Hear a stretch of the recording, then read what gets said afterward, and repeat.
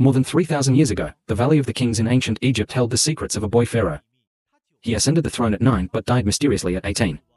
His tomb, sealed for thousands of years, was brought to light, yet those who came into contact with it suffered a string of misfortunes. The curse, whoever disturbs the pharaoh's slumber, death shall spread its wings and come upon them, became the most eerie legend in archaeology. And this pharaoh was Tutankhamun. No one dared approach his tomb, but the mysteries within were far more chilling than the curse itself. In 1922, British archaeologist Howard Carter first discovered Tutankhamun's tomb.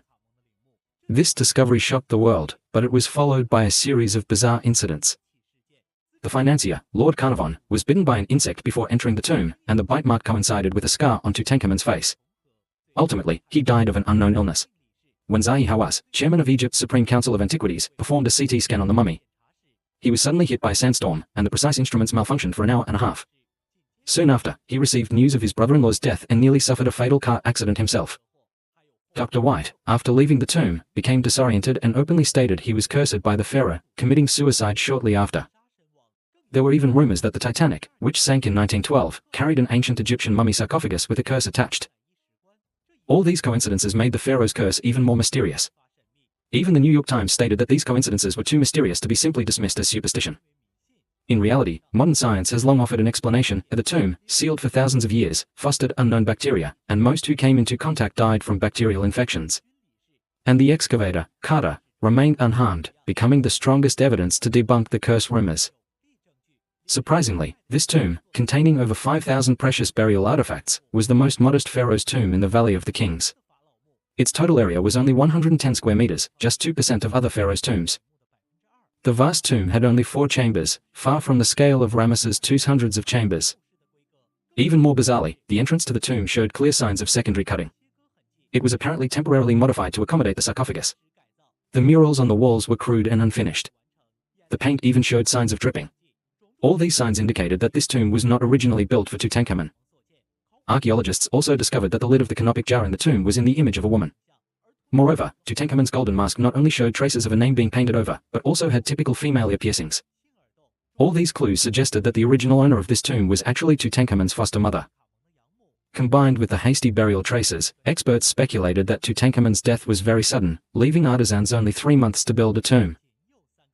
Thus, he had to be buried in a tomb originally prepared for a woman.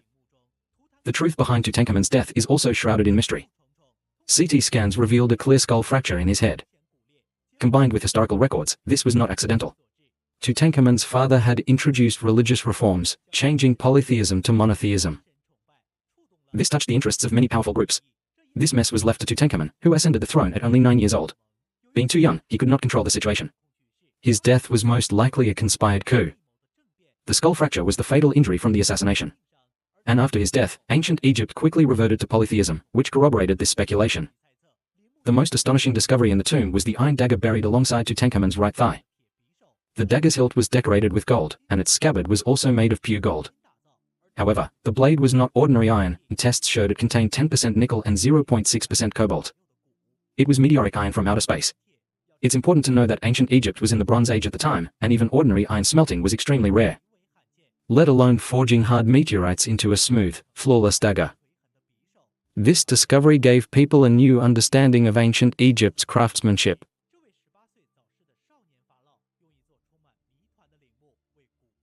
Ancient Egyptian civilization left behind endless imagination. Every unsolved mystery tells of the ancient Egyptian civilization's mystique and brilliance. And those truths buried in dust might still be hidden beneath the sands of the Valley of the Kings, waiting to be gradually unearthed.